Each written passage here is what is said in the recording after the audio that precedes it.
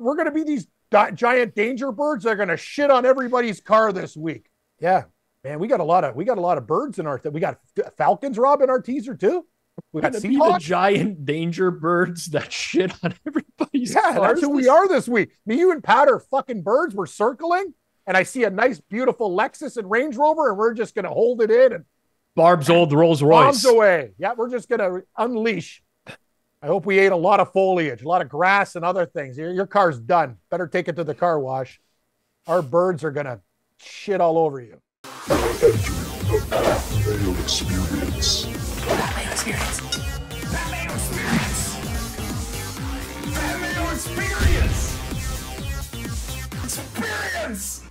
Welcome to the Pat Mayo Experience, presented by DraftKings Week 7 Best Bets Against the Spread from DraftKingsSportsbook.com. Play at DraftKingsSportsbook.com. Additionally, smash a like, sub to the channel while you are here, and always leave an audio rating and review on Apple Podcasts or Spotify, because that helps us out to bring you this show free every single week. The Listeners League, down in the description. And I talked about it last week. The people demanded it. We have created the prop package at Run the Sims just for you good people out there. You don't need to play daily fantasy, even if you live in a place where there is no daily fantasy. You don't care about the sim tools or anything like that to play your 150 lineups. What you care about is betting on props and winning money. So we have that, the Prize Picks tool, and the Underdog Pick'em tool all in one package. It's $13 a week. You use code Mayo, you get 10% off. That is available right now, both down in the description and at runthesims.com. Highly recommend that you check it out. The Jerick McKinnon best bet that I gave out on the show last week in terms of the prop sniper, big winner on Thursday night, so hopefully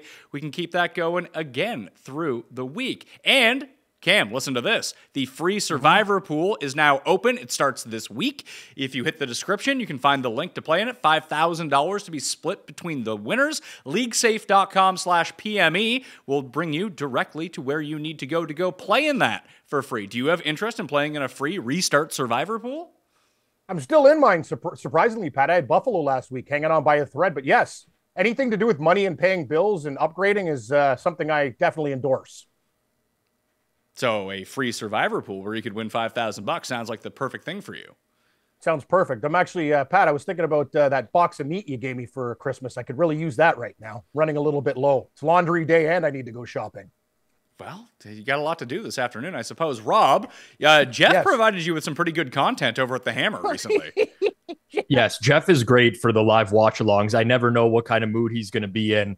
I had to grill him a little bit about the expensive dinner that he had for Thanksgiving, and we got into it a little bit more. And maybe $1,500 a plate was a little bit of a reach, Pat, but I would be surprised if you could get that meal for like less than $500. The way that he was describing it is like a place where you show up, and if you're not wearing a sport jacket, they'll give you one to wear. God.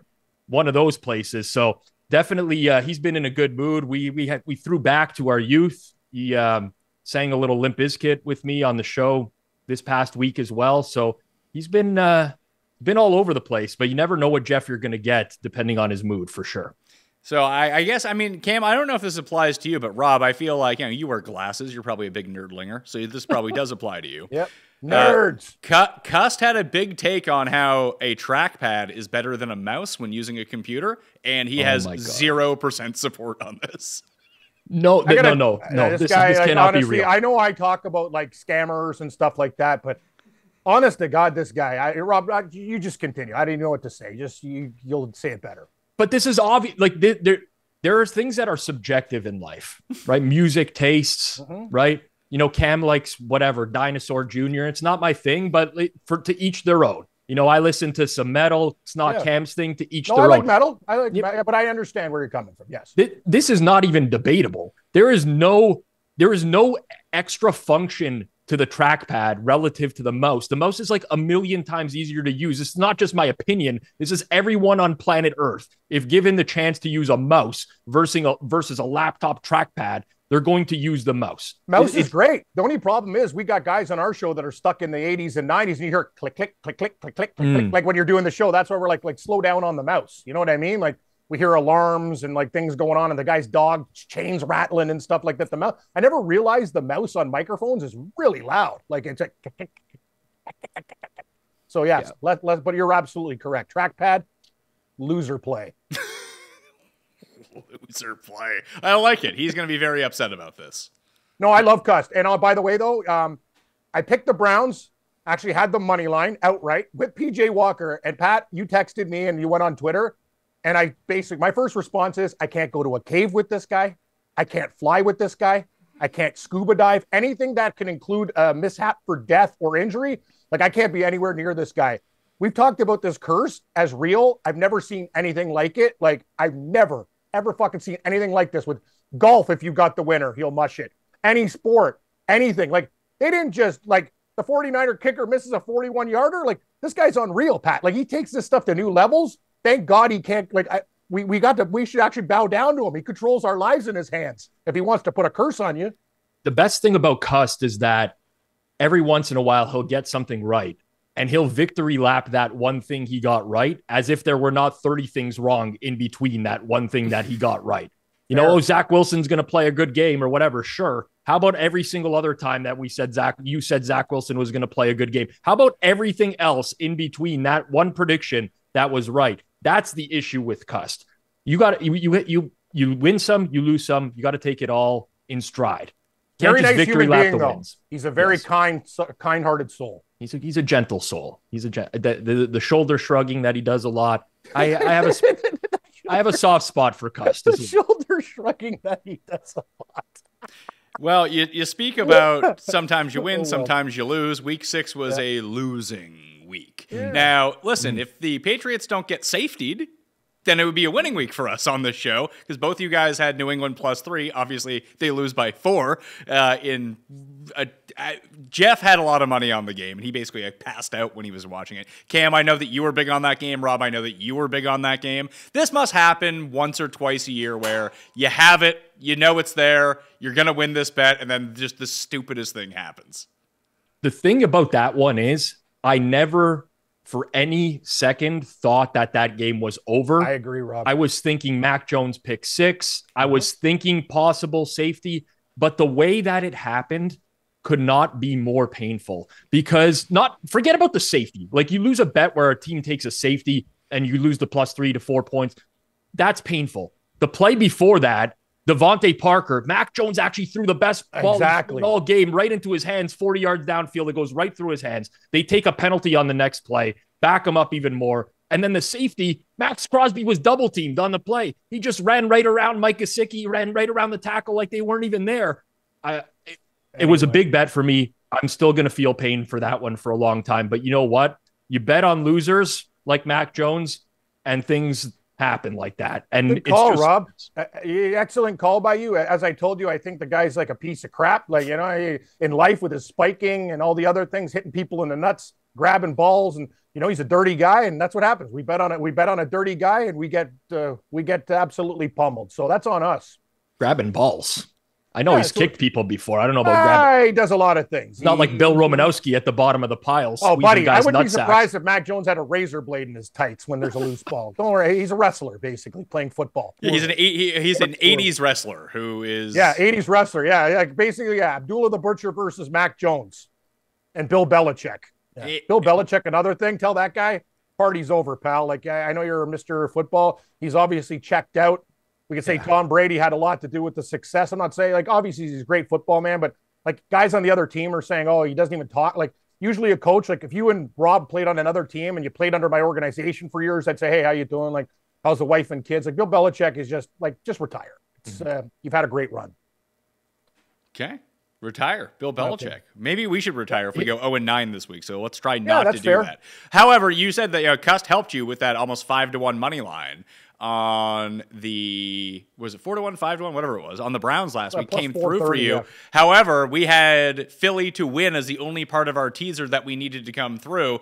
Cuss looks at me as we're watching the game. He's like, no way the Jets could win this game. It's like, oh, great. Here we go. See, Pat, you can't have him in the room. I told you, this is unacceptable. If I would have known that, like, it's just, I would have bet. Cash out. Click the cash out real quick. Yeah, cash out button. Like, that thing couldn't be hotter. I'm going to say this, though. I don't know what Philadelphia was doing. Like, actually, by game time, Rob, I can't lie to you. I took the Jets on the spread. I thought it was going to be a tight game with their defense.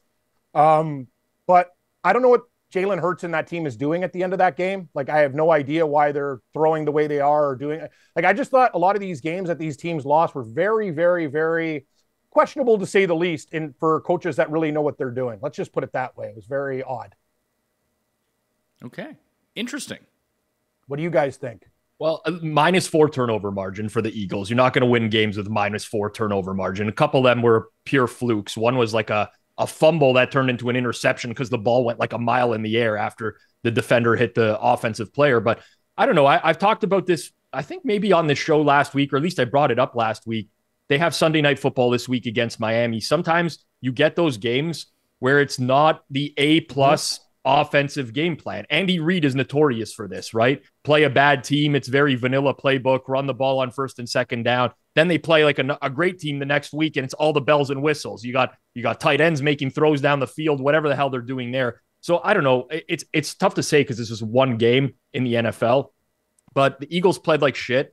The Jets got some pressure after Lane Johnson left the game for the Eagles as well, which was a contributing factor. And it's the NFL. We see this crazy stuff happen on a weekly basis. It's not surprising anymore when a good team loses to a bad one. I just wish that it didn't blow up the teaser.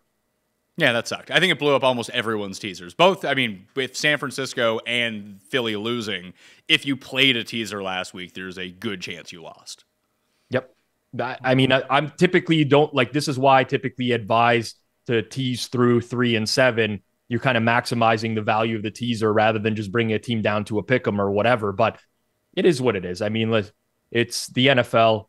As Cam said, great call last week with the Browns. But when we did the show, the spread was completely different than what it closed at because of the quarterback change, obviously, and still Cam ends up winning that game. So we see this stuff happen all the time in the league, and it's you forget that on any Sunday, any team can beat another team. Plain and simple. I'll just say something quickly before we get into the picks, guys. It almost seems, I know we do picks before, and my new thing, Rob, and since live betting's out there, like a perfect example is and I can ask you, you know them at the Carolina game. So I like Carolina, but they're up 14-0. You have to come back on Miami. Like, it's one of these situations now. It's like, what, you think Carolina's going to blow these guys out? Like, live betting is like one of these things, Pat, like, honest to God, if you really want to be patient, like just maybe a couple games pregame and then just sit there. If you have on Sundays, if you could do it and just monitor it and bang, bang, bang, bang, bang. Look at hockey, Rob. Like Tampa Bay was plus 650 against the Sabres. They score a tying goal. I know they lose, but then you get both sides. Like this is the great equalizer. When we were younger, we bet from the newspaper. I put in bets on a cassette tape. They'd play them back. Like, this is what you got tonight. Like employee 95 calling for business tonight. Here are my picks in the NHL, NFL. Now we can live bet. Like, we live in a different world, Pat. Like, we got to take advantage of this stuff, right? Cam was the guy with the telephone calls where he'd be like, I want this team 400. And then they'd have to check the tape afterwards to see if he said 100 or 400. That was like the classic scam back in the day. You're like, oh, no, you guys got this wrong. I bet this 400. I said Washington State, not Washington. The guy's like, no, play the tape. That's the thing. That's why they always play the tape. Play the tape back. Play the tape. I want to hear it. I see. I was not around for that sort of day. I was too busy playing Pro Line at the time instead of trying to phone in my picks. You're not that young, Pat. You're talking like you're a teenager going to the school roof to drink beer and smoke. Like, you're not a kid.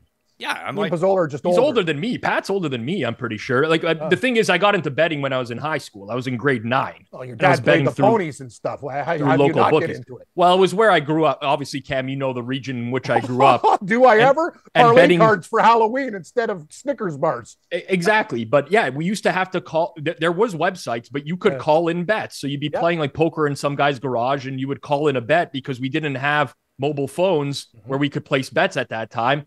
And there was all sorts of scams, but the big scam was the 400 one, where people would call in a bet and be like, I want this team 400. And then they'd hang up the phone, and then they would appeal afterwards, depending on whether the bet won or lost, to say it was a $100 bet or a $400 bet. But that scam evaporated. It's actually a bad move by the guy, because eventually, like, the bookie, if he trusted you, will actually put you on the dark list now. And then after that, you're a loser. So I always learned that those guys dealt with me. I might be a stooge, but I always told the truth. I never pulled scams like that, and they like that. That's why they'll cut you slack. If they see a guy that's trying to weasel them, bad move, pal. You'll pay in the end.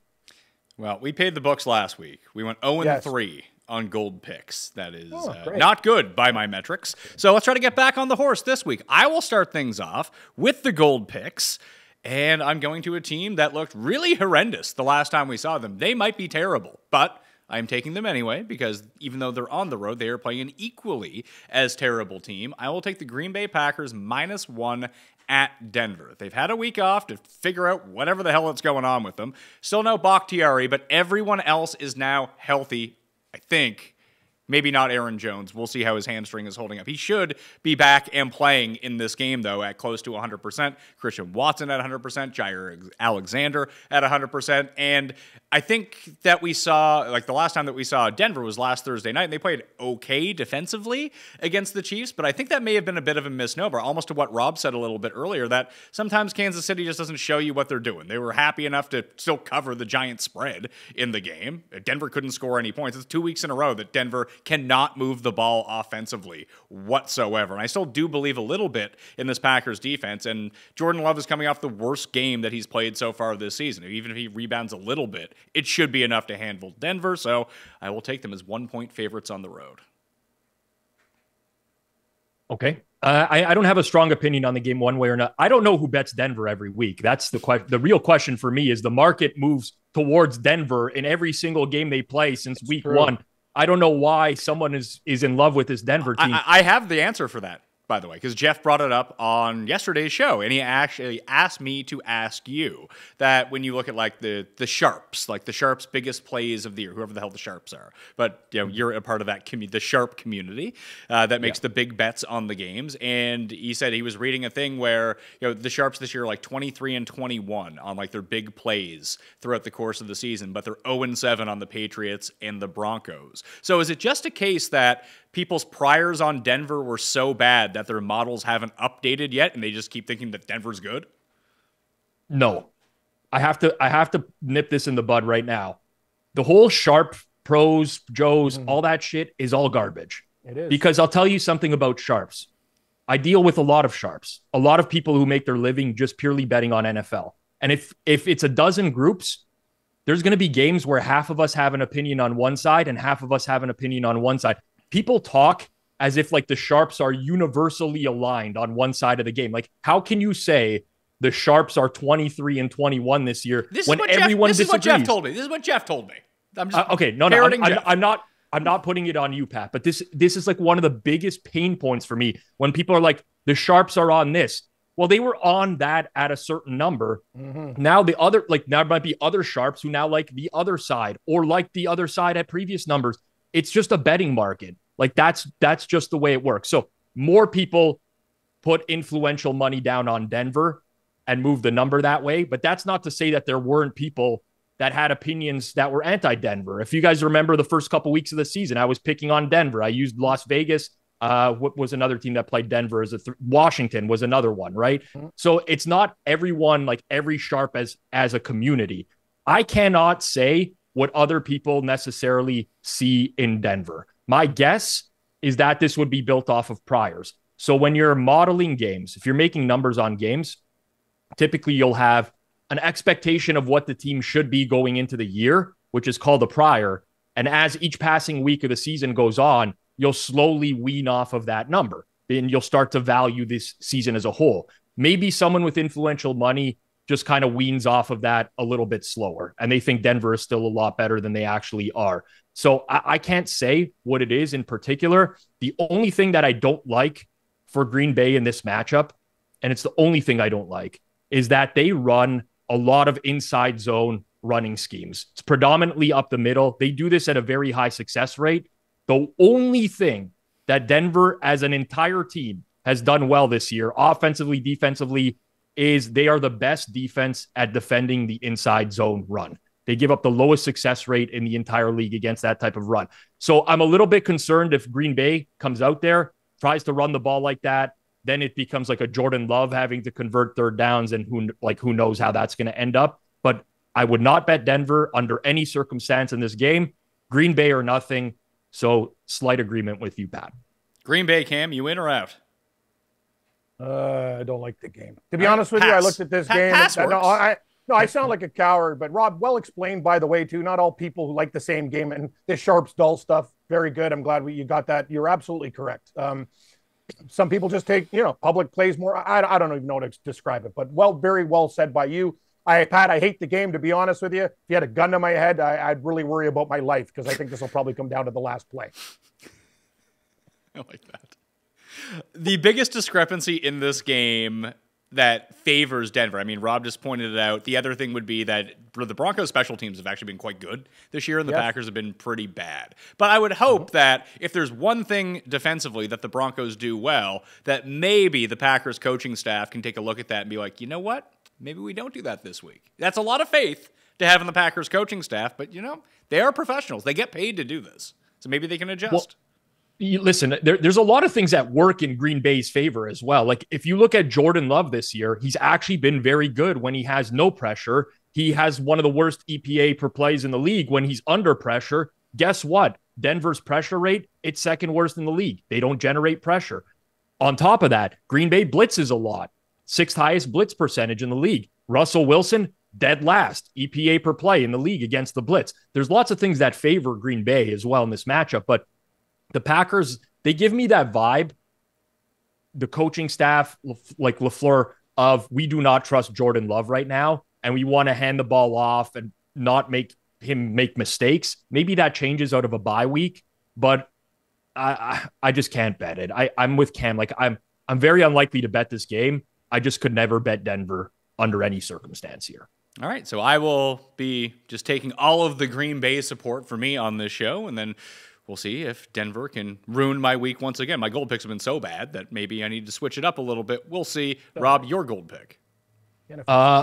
I'm going to go to Sunday Night Football, and I'm going to take the Eagles -2. Why do you do this every week? Like, that was my pick. So take it. You can have the same pick. Cam, you know what, I Cam? don't like that, though. I want to... Okay, no, sorry, Rob. Just go. No. You know what, Cam? I will offer up the pick explanation to you. I'll throw it over to you so you can give your thoughts. I'm not going to give first. gold, but it was part of my mineral package. It was the silver or bronze selection. But please tell me. Yeah, talk to me, please. I love the Eagles, too. I don't want to oversimplify this, but I'll start with Miami's wins this year. Chargers, Patriots, Broncos, Giants, Panthers. All 5 of those teams are below average pressure rates in the league. The one loss where they looked terrible and got blown out, Buffalo. What does Buffalo do well? Number 1 pressure rate in the league. They can generate pressure by rushing 4. What does Philadelphia do well? Well, they're the number 4 pressure rate in the league. They can generate pressure by rushing 4. It's oversimplifying it, but I don't think you get the Miami offense that just moves up and down the field at will in this game. Why are the Eagles struggling offensively? People are asking. Well, turnovers last week, but predominantly this year, they don't score when they get to the red zone. They're 23rd in red zone touchdown percentage. Went up a little bit last week. It's 45%. Last year, they were 68%. 2 years ago, they were 63%. At some point, they're going to score more touchdowns when they get into the red zone. And Miami gives up a touchdown 2/3 of the time in the red zone. They're one of the worst red zone defenses in the entire league. This is very, in my opinion, overreactionary to last week. Yep. Eagles played a bad game. It happens. They have some injuries. Don't get me wrong. Those matter. There's concerns in the secondary. We still don't know if Lane Johnson's going to play at right tackle, but you have a full week to prep for that now rather than it happening mid-game and you having to deal with all those injuries. So I think this is a little bit of a short price. The last thing I will add as well is the Eagles are another one of those teams that runs a lot of inside zone. They do run up the middle a lot. They do it very well. They have a 54% success rate. They're one of the best inside zone running teams in the entire league. Miami is absolutely terrible at defending that as well. So I think that there will be lots of opportunities for the Eagles to move the ball. I'm looking for a similar type of game to when the Dolphins played Buffalo earlier this year. And give me Philly Sunday Night Football. Rob, what a great explanation. I'll give you an A+ on your report card. The Miami offense, Pat, as you know, is dictated on timing, and that's the one thing that Philadelphia, I think, will be able to do with their pressure. I think also, you know what I've learned about the NFL? I'll simplify things. The team that looked the shittiest or disappointed you next week, I come back to them the next week. That's how we actually should be betting, like an absolute crazy person, because you know what? This league makes no sense. The team that go, oh, they're awful. And next thing you know, oh, my God, how did they win? How did they cover? That's the thing. And I'll tell you, everyone's going to be down on the Eagles. Oh, Miami's unstoppable. Styles make fights. Bad style fight for the Dolphins, in my opinion. Eagles by 11. By 11, calling his shot. I like that, Cam. Eagles alt line. Yeah, I'll do winning margin 7-13 or whatever the hell it is. Yeah. Eagles minus 10.5 alternate line. We'll throw that in for a little sprinkle. Don't count it towards minerals. I didn't ask for the gold, but yes, I will be betting it, and I'll be doing winning margin stuff too. But yes, Rob, on top of your Eagle bet. So our first bird of the week. Let's go. Do you have a second bird as your gold pick? Yes, I do. The Ravens. Wow. My Ravens are my silver pick this week. I'm not even joking. I got to tell you something. When I go against cats, we have a problem. I'm the Humane Society, the vet, whatever you want to call me. Your cats and dogs are welcome with me. Today, I'm a bird doctor. I don't like the way carrier pigeons have been dictated and treated. I'm a Seahawk guy. Eagles is Rob. I don't care. The Raven, as I told you, I've lived in the Northwest Territories. Once you piss off a raven and throw a rock at it, he'll remember you for the rest of his life, and you are dead. The minute you're drunk and fall into a snowbank, he's going to pluck your eyes out. So be careful with ravens. They're a very mysterious bird. This is the week. This is the spot. I'm going to tell you, Baltimore has dropped balls. Lamar Jackson has played well. Detroit, they're on a heater. We were on them last week. Bad spot for the Lions. Going into Baltimore, Baltimore Ravens, Pat, I think the styles make fights again, and I think they're going to be able to do a lot of things against the Lions. It's -3, hasn't dipped, might even go up to 3.5. Who cares? Ravens by 10, and I love the Lions. I basically bet on them every game this year, except for the Seahawks week, and I will take the Ravens over the Lions. 2 birds this week. We've changed cats to birds. I'm with Cam, the avian veterinarian over here. I like Detroit. I honestly think the Lions are for real. Like this is not a play against, Detroit is overrated or whatever. Like, yeah, they've played a lot of easy games in a row. So have the Ravens, honestly. But when we look at the matchup in particular here, it's going to be a windy game. That's going to benefit Baltimore because Lamar Jackson is capable of breaking long runs. He can make short scrambles to pick up first downs. They also have Mark Andrews, who is a big-time threat in a win game. Aside from Travis Kelce, I don't think there's a better tight end in the NFL right now. What if you look at Detroit? We're going to say, what if you look on the other side of the ball? No. You're not there with there yet. You're not there with with Laporta. He's getting there. No, he's good. He's good. But like not Mark Andrews level. No. And if you look at the way the Lions have been targeted this year, 4th highest rate of giving up receptions and targets to tight ends. So there's a big advantage there. But everything about this matchup, these two teams, it's like what Baltimore does well, Detroit doesn't, and vice versa. You look at Jared Goff this year, he kills cover 3. He has the best EPA per play in the league against cover 3 defenses. Baltimore plays cover 3 at the 3rd lowest rate in the entire league. You look at Lamar this year, terrible against blitzes. The Lions don't blitz, the 3rd lowest in the entire league. Baltimore, one of the lowest rates of man coverage in the entire league. Jared Goff, killing zone, stinks against man. Like all these things just add up, and it's the spot. Like I don't think there's much separating Baltimore and Detroit. I just think in the wind, in Baltimore, with this situation, like the stylistic matchup, I like the Ravens in this one as well. So the Lions will be probably good bet on team at some point or another. I'm hoping they kind of get blown out this week, not only for my bet, but just the possibility of backing them going forwards. I'm with Cam. I'm going to use the Ravens as my silver pack. Seems like this week, Rob, we'll be talking on Sunday. We're either going to be absolutely like rolling in money, or we're going to be contemplating hanging out with or rolling on the highway. On the highway. Yeah. Hello, everybody. I'm Cam Stewart. Can I get 2 cases of ramen noodles, please? Excellent.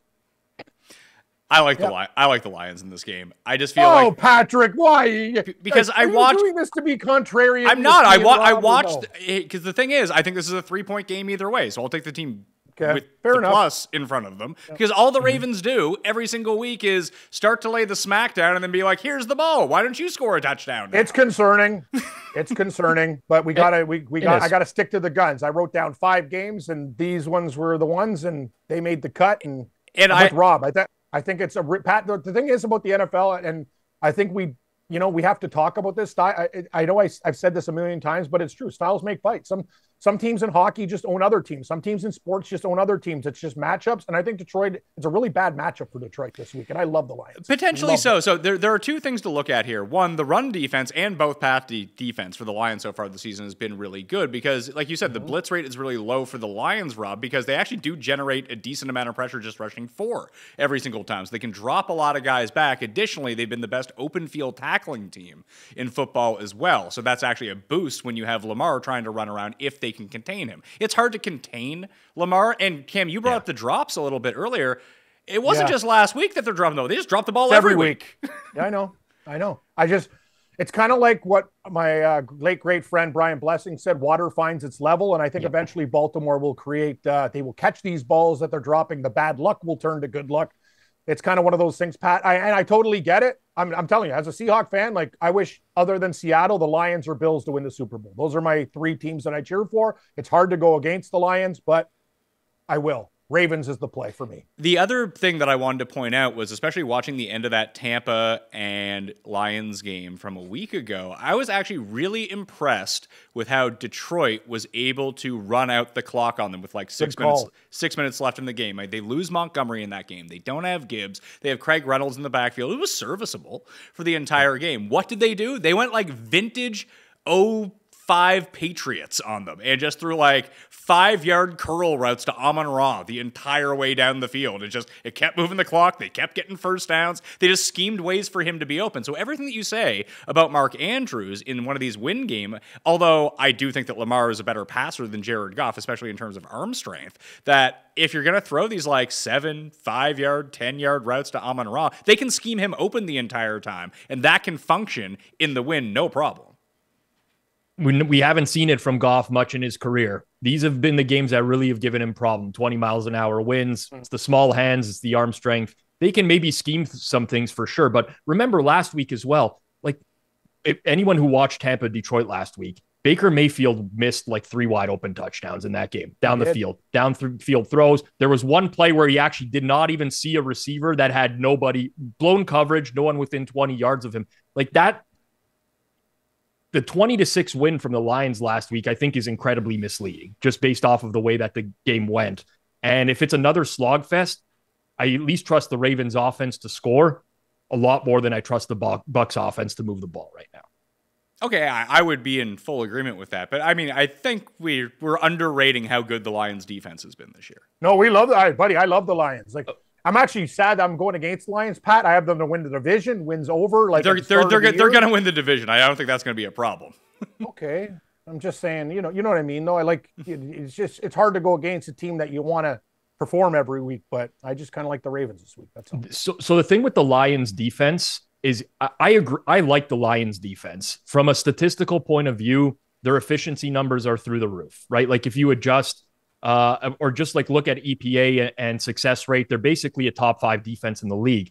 But how much of that is that the last 4 weeks they played Tampa Bay, Carolina, Green Bay, and Atlanta? Like the last time the Lions played an offense was Seattle, and they couldn't generate a stop. Seattle just moved the ball up and down the field the entire game. Like that to me is the thing with the Lions. Like they're nowhere near as bad a defense as they were last year. Like everyone going into the year, Lions defense is terrible. No, it's not that, but it's also not a top 5 defense. Like at some point, we have to look at the quality of competition and say, okay, great. Baker Mayfield, Bryce Young, Jordan Love, and Desmond Ridder, the last 4 games.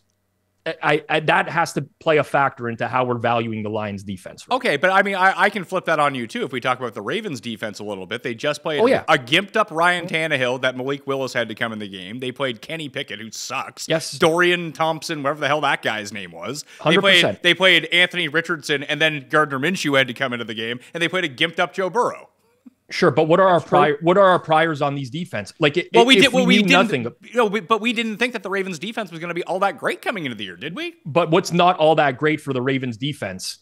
You know, slightly above league average. Like our prior on the team has to matter. Like if it, just in a vacuum, are you taking the Ravens defense or the Lions defense?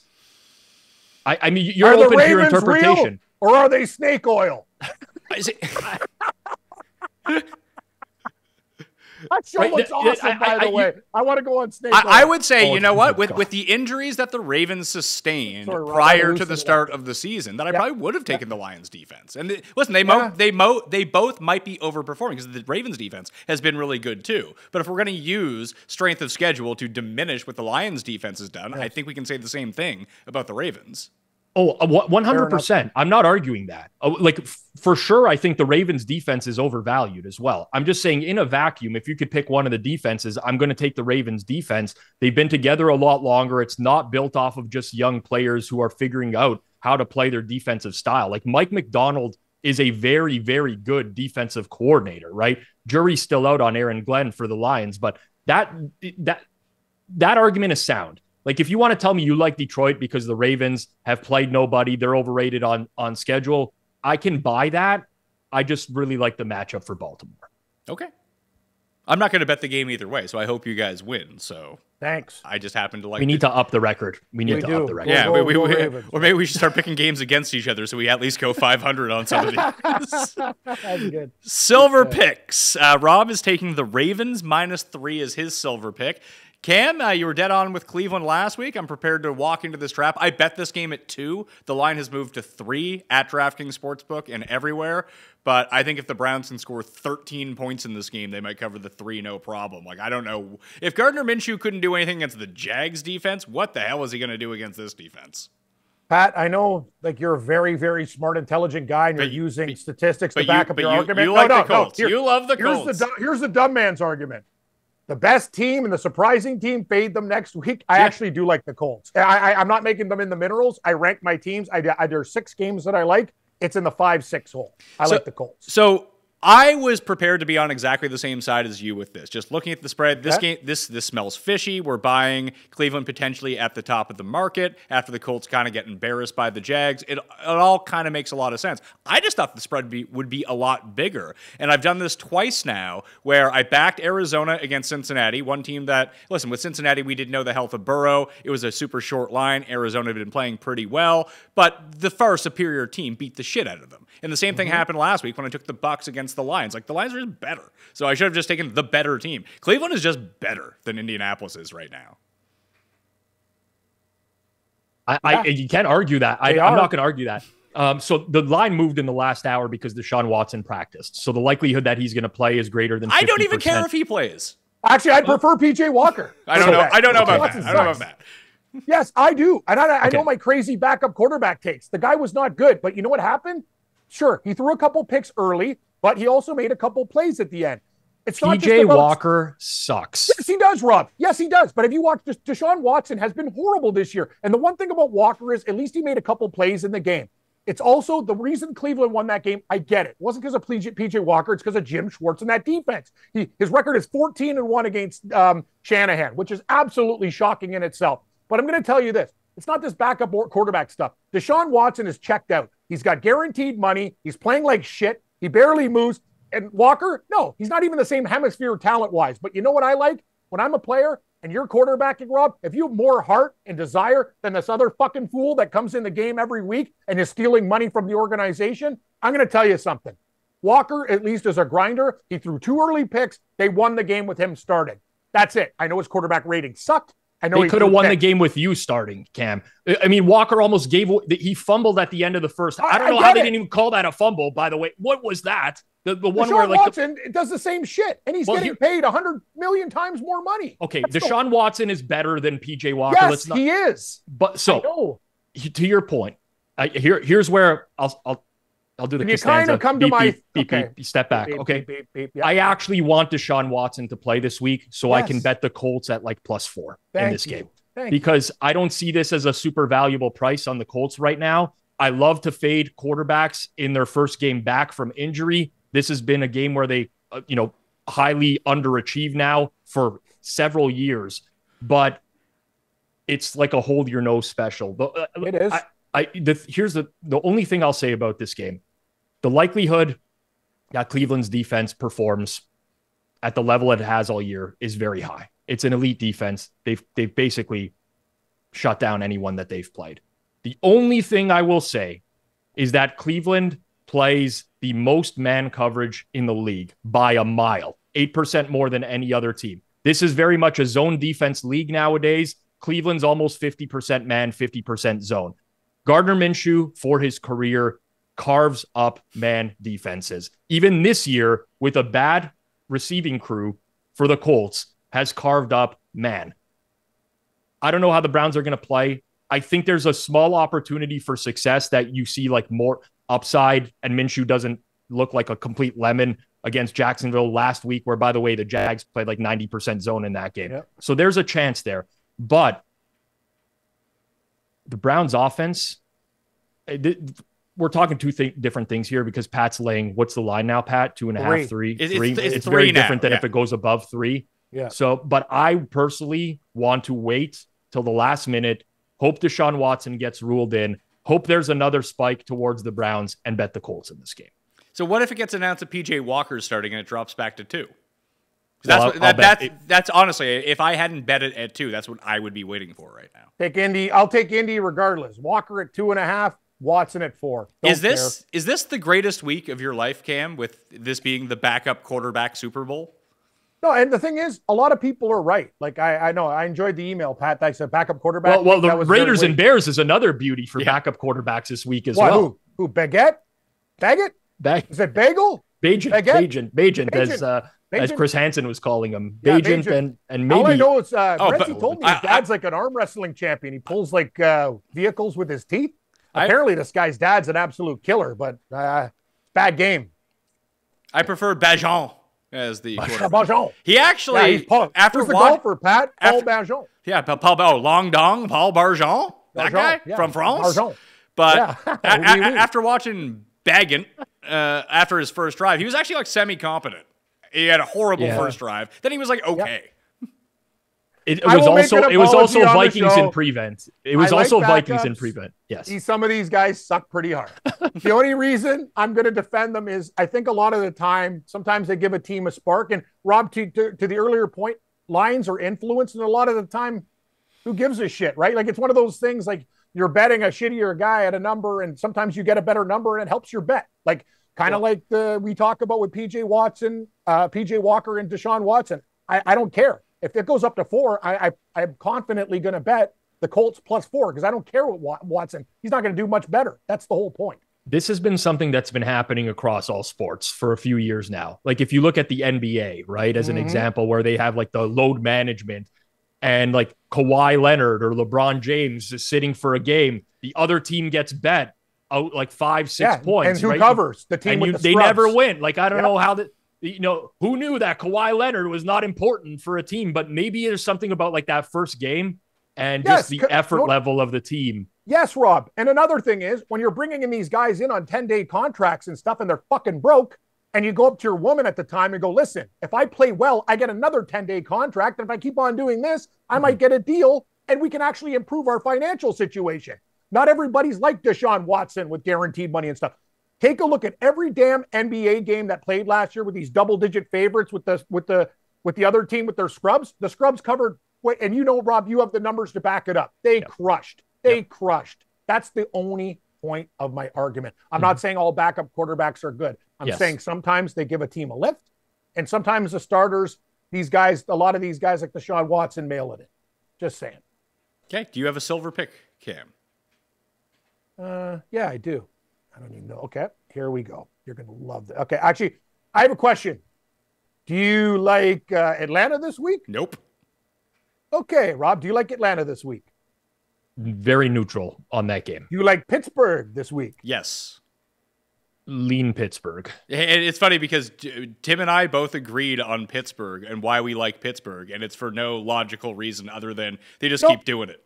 Tomlin that's voodoo. That's why you bring the me voodoo on the king. show. Yeah, they just kind of sit. They have a guy on the sidelines just giving like mental blocks to people at the end of the game, and they cover or win. I picture Mike Tomlin coming out like dressed as Papa Shango, basically, when he comes out to the sidelines, and somehow they just get stuff like, I don't know how they do it. I don't either. But when they're getting points, man, they cover like 70% of the time. It's nuts. Well, I'm going to make a mistake, and probably if I have a great week, go do this. This one's for you, Jeff. Let's smoke a cannon. Let's hit the Diet Dr. Pepper and Crown. I'll take the Los Angeles Chargers plus 5.5. Again, it was them or Pittsburgh. So that's another game I like. Give me the Chargers plus 5.5 against the Chiefs. Chiefs covered with a 62-yard field goal with Butker. The Chargers, I know they're an absolute train wreck. I ripped Herbert. Another thing is this guy gets a free pass. He gets worse as the game progresses, but it's a divisional game. We're getting 5 points, and I know they play Kansas City tough. I think this game is a grinder, and I'll tell you one thing. I think the Chargers, if they lose, it's by 3 or less. Give me the lightning bolts that are more powerful as they should be called the San Diego light showers because they're the opposite of a lightning bolt. Golden showers with the way they've been playing. Golden shower is even better. Well played, Rob. This is my bronze pick, Cam. Good. It's my silver pick. I like the Chargers just to play a game within a score. I feel real good, Pat, about our picks this week. Yeah, we said that last week too. No, actually, I don't think we did. I think we were very unconfident last week. Were we? Or? No, I think we had a high confidence level last week. Roll the tape. I don't like high confidence level. I want us to be like low confidence level. That's how we win. I'm with you guys as well, but we do have to. Cam, you remember Drew Dinsick? I think you met him on Super Bowl Row years ago. Whale capper. Yeah. He refers to this spot as the Widowmaker spot in the NFL, which doesn't happen many times. You've probably heard Jeff complain about this spot for the Chargers because they played Monday Night Football and the Chiefs have extra rest. Thursday Night Football. And the team that plays with the extra rest has covered these games at an astronomical percentage over the course of the last decade or so. It doesn't happen often. Why doesn't the league just give the Kansas City Chiefs like different rules, a different extra Super Bowl trophy? I will say the Chiefs do face this exact same spot later on in the year as well. But the Chargers got hosed, if we want to call it out for what it is. If this was regular apples to apples, both teams played on Sunday, I would 100% take the points like a million times. It would be the first bet I made in the account would be the Chargers, especially with the way that they play the Chiefs close. I'm just concerned because their coaching staff sucks and the Chiefs coaching staff is very good. And you give the Chiefs coaching staff extra time to prepare for a coaching staff that's brain dead, and you might end up with some lopsided results. I would not bet the Chiefs. It's Chargers or nothing at the current price, but I think that has to be. That's kind of why I think you're seeing the price where it is right now. I just don't want to switch. Like it's between the Chargers or Pittsburgh, and I got to stick with the Chargers. It. Yeah. I don't blame you. I'm not changing. Okay. So bronze picks. The Chargers are my bronze pick because I still like them in this spot to cover the 5.5. Thank you. Yeah, they'll probably lose by 6 because that's just what will happen. No. It's the Chargers. So the one thing to note, that Kansas City has one of the worst divisional ATS records over the past few years. There's 2-5 ATS against the division. That's including covering at last second against the Broncos last Thursday night. So I think they just feel like they know they're going to win the division anyways. They don't really care. Yeah. Just could be one of their offense hasn't been good either. Like, let's call it out for what it is. It's not like they're coming out and aside from the Bears game, they haven't lit anybody up so far this season. So there's that too. The total's came down to 48. That makes the points even more appealing as the total starts to come down. There's lots of reasons to like the Chargers. I just hate the situational spot for them. Like, they got hosed by schedule makers. They get hosed all the time. You watch their games. It's like they do it to themselves too. But as I said every week, like I tape these games and I watch again, and it's nothing personal actually. Like Kansas City, Mahomes is a good guy. Kelsey, whatever, guy's one of the best of all time. It's like the Chiefs don't need any help. That's the whole point that I'm trying to make. It's like, why am I watching Minnesota get screwed 3 times on an individual play, and then a ref, when they tie up the game, pick up a flag, a guy blatantly takes off his helmet, they don't give him a penalty. It's like this team is playing with different rules. And I just don't get it. Like, they're already good. But anyway, that's my beef. People could say I'm a conspiracy theorist, whatever. I don't know. It almost feels like they're Illuminati. It's like the old New England Patriots with Brady. But hey, this is life. We have favorites in the world, and everybody loves the Chiefs. Give me the Chargers. The prop sniper at runthesims.com is now available. Right now, Travis Etienne over rushing yards against the Saints on Thursday night is the best play, but obviously we don't know about Lawrence, so I'd stay away from that for the moment. And people be like, oh, the Saints don't give up a lot of rushing yards. That's True, but the run defense, I mean, statistically hasn't been that great. They're just not facing a ton of workhorses in the backfield, where ETN, I think, has the most touches in the backfield of any running back so far this season, and is over under 60.5. So Pat, it's a pretty good can spot. I ask you guys a question? Because Sure. I know I sound like a whining bitch every time I talk about the Chiefs every week, but You do. Do you guys agree with some of the things that I say? Because I Well, don't want to sound No, insane. not really. It's very reminiscent. I think you notice it more because the Chiefs are always in such a spotlight that if you watch teams with the same magnifying glass every single week, I think you'd find things to notice in those games too. I understand that, Pat, but it was even noticeable, like the right tackle moved on every play, and then after a couple of weeks, they're like, we got to call this stuff now. It's almost like, and I'll even admit this as a Seahawk fan, they had a couple of years, Rob, where basically Seattle, they pass interfered on every play, and they're like, the ref's not going to call it, right? Like Sherman's grabbing, Cam Chancellor's grabbing, like, but the Chiefs do it all the time, and it just seems like in real key situations, if Mahomes gets touched, there's always a call.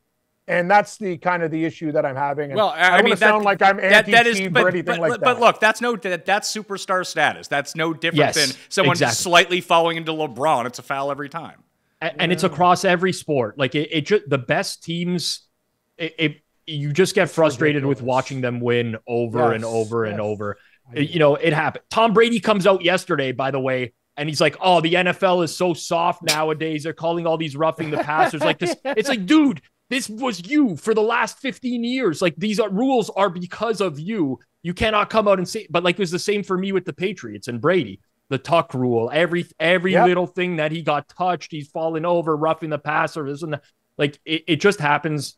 You're fixated on this stuff when teams are good, and you're looking for reasons to say that they're not. I just don't want to sound like that guy every week, and I apologize to everybody, but it's just props, personal, Cam, Prop Sniper. I'll set you up with an account, and you can go fool around with this. I think you'll enjoy it. So you can pay via PayPal as well. It was confirmed. I've been told on, a guy PayPal, on Twitter was telling me you don't have to be the sharpest. You know what, Cam? I'll hook up your email with the account, and you can go check it out. How about that?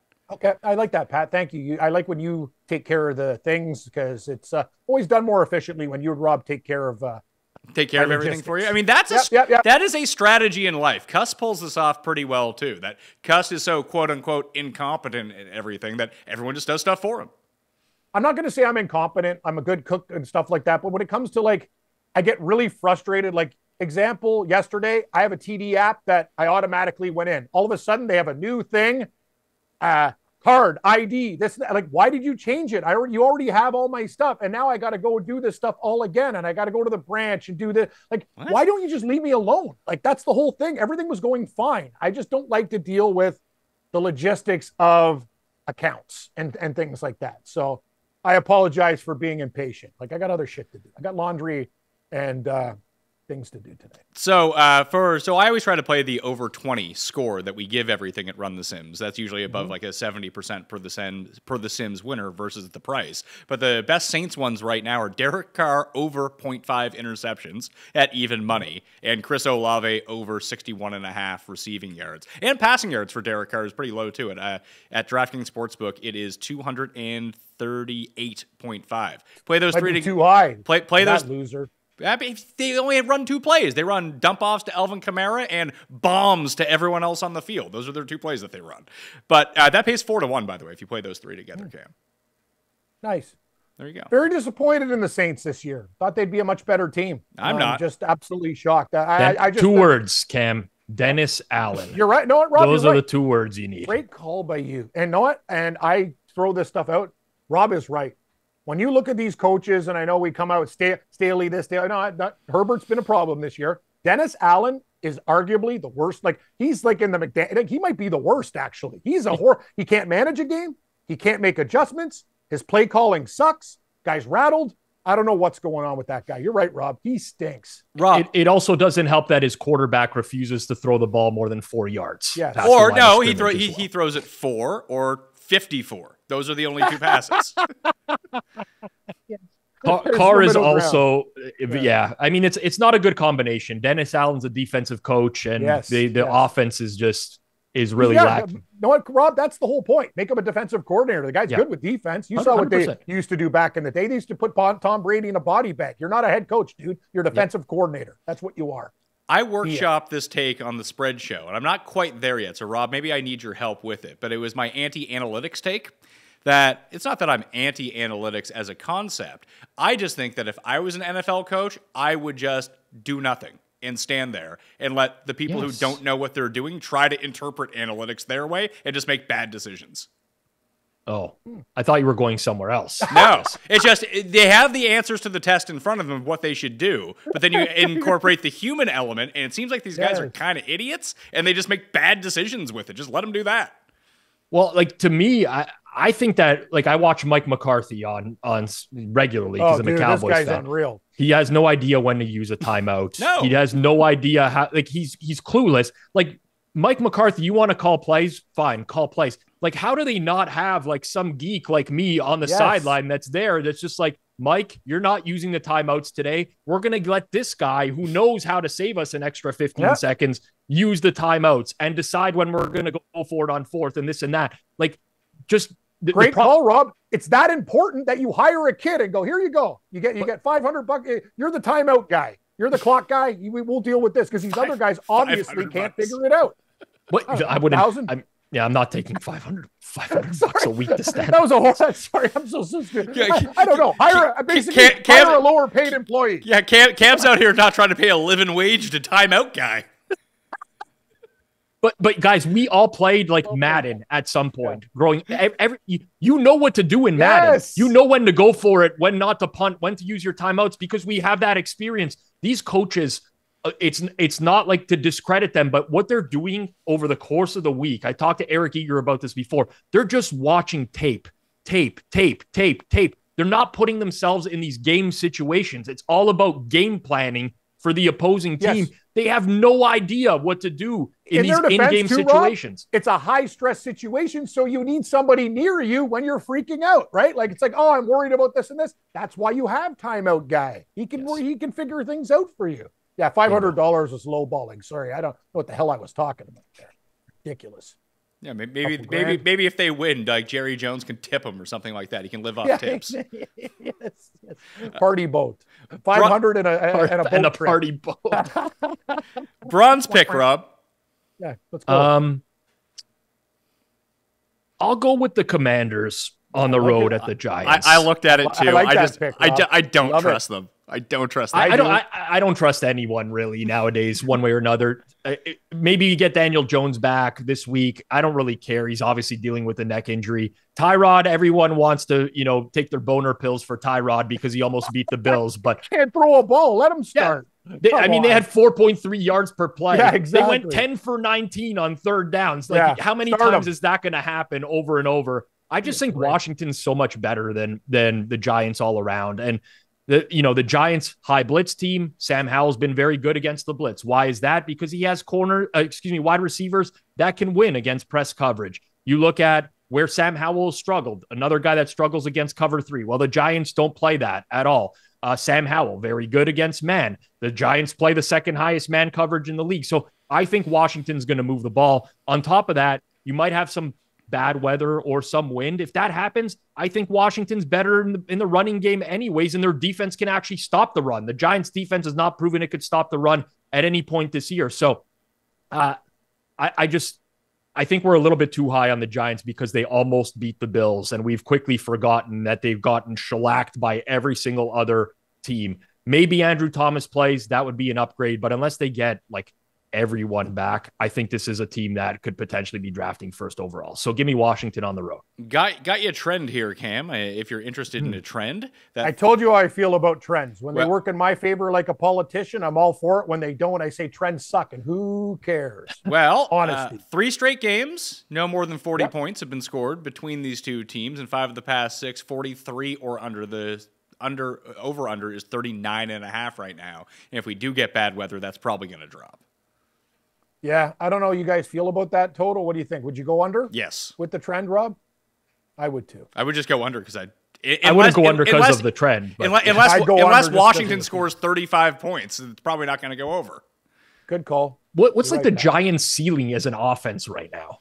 What can the Giants And I will score? say this, another apology on backup quarterbacks. Daniel Jones is 100 million times better than Tyrod Taylor. Yes, so he is. But you have to understand part of my argument with stuff was based on different things and point spreads and whatever. Rob, I almost like I need to write a thesis about it because I'm not giving all the parts of the argument properly. Yeah, I'd like to see this broken down in a 7-part YouTube series if you can. When I get fired or unemployed or whatever, that'll be my next project. I'll work on the backup quarterback experience. Yeah. Big essay. Additionally, for the undercam trend-wise, since the beginning of 2021, unders are 10-1-2 when the Giants are a home underdog. Wow, Pat, you're bringing good statistics to the table for our campaign. I like because they can't throw downfield. No, they can't. They never have. Even last year with Daniel Jones, everything was underneath. The thing is, though, Rob, why do they draft Hyatt? The guy's the fastest runner in the league from Tennessee. I look at the Giants runners, and they could be a USA track team. Like they're the fastest guys going, and they don't even give them the ball. It's nuts. Pat, they have guys, this kid on Tennessee, like he is a burner, bro. They don't even know how to get them the ball. It's like, okay, whatever. The offensive line, even they have a great left tackle in Andrew Thomas when he plays. Everyone else sucks. They have no time to throw downfield. Tyrod Taylor got pressured on 50% of dropbacks last week. That was even more than Daniel Jones has been pressured this year. They do not have time to get the ball downfield. They're Olympic offense. That's what the Giants are. They are Olympic offense. Bronze pick, Cam. Oh, I'm not switching, Rob. Two birds, one scone for PETA.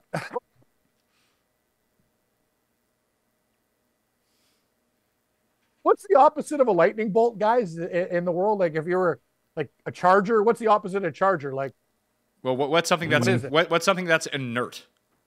Yeah, like phone, like dead. You need to charge your phone type of thing. Like, yeah, I don't know. Come up with a good joke because I got two birds and whatever the opposite of a charger is. I'm with Rob. Give me the Eagles. We've already talked about the matchup. I think they beat Miami by, I think I said 11 points at the start, and I'll say it again, 10 or 11. I think it's Eagles are going to get to Tua, and Dolphins' timing will be off. Nice bounce back spot for the Eagles after their embarrassing loss to the Jets. Fly, Eagle, fly. I think Miami beats them. That's why we like the show. Yeah. We all have a difference of opinion. I'm not going to trust me, I'll do picks on the shows for all the other networks I work, and I guarantee out of the 6, they'll have 5 different than me. That's just the way me and Rob are very similar that way. People, we bet a little bit differently. I don't know what it is, but it's been great this season so far. Last week just was a little bit of a kick in the nuts, but what are you going to do? Let's get to our teaser. We lost it last week on the last second, because easy cover for the Texans, easy cover for Washington. They both won the games outright. I think we should do a teaser that is almost like a 6-game teaser. No, we're doing Cam. You can't change the rules, Cam. We're doing a 3. We each get to pick a game for the 3-game teaser, and we're 2-2 with it. Like we're up a little bit of money, but not much. We don't need to make this a 6-game teaser. Okay, sorry. I just wanted to be like crazy fun, but. Would you like to start, Rob? Because I'm still thinking. I'll take the Atlanta Falcons to +8.5. Yeah, I think that's the obvious piece. Kind of like that. I actually think they might get blown out in this game. Like the only thing that they do well is run the ball, and Tampa's run defense is stout. It's one of the best. It's not. Yeah, it is. It's not. It's very bad. You can't run on Tampa. It's very bad against the style that Atlanta runs the ball, and they're 18th in EPA. They're 4th in EPA per play. In terms of stopping the run. That's because they've generated a bunch of fumbles. They're 18th in success rate. It has not been a good run defense this year. They've only succeeded. Watch Atlanta not be able to run on Tampa Bay this week. Just watch it. It's very possible because they can't pass. So there's teams that are going to sell out to stop the run against Atlanta. I don't know. I don't know that Tampa Bay has blowout potential against anyone, honestly. I would take anyone +8.5 against Tampa Bay in the league right now. I'll take either Steelers 10 or Colts 10. Or is it a 6.5 point teaser or 6? We can make it what I mean. Right now it's at 6. You guys want to do 7 or no? I would prefer the better odds on a 6 if we can find a 6. Yeah, 6. Okay, 6. Fine. Then it's either Colts +9 or Steelers +9. You guys pick. Those are my 2. I would think I would prefer Steelers +9. How do you feel about it, Rob? It's a team.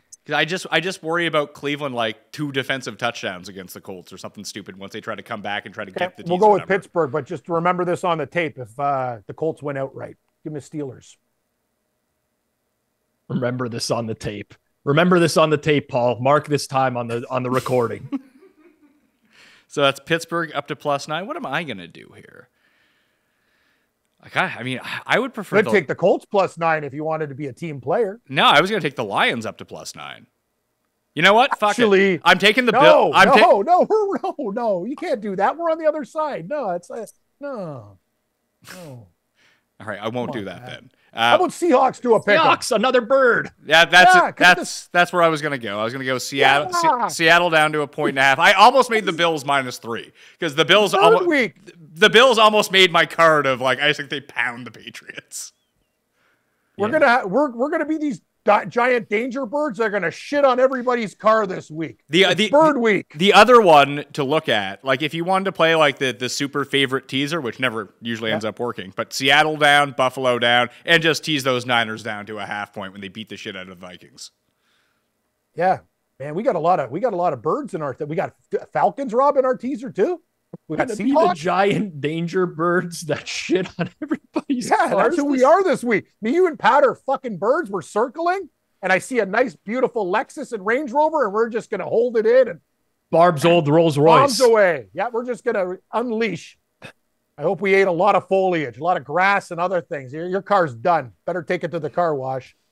Our birds are going to shit all over you. Better get better wipers. That'll do it. The Pat Mayo experience.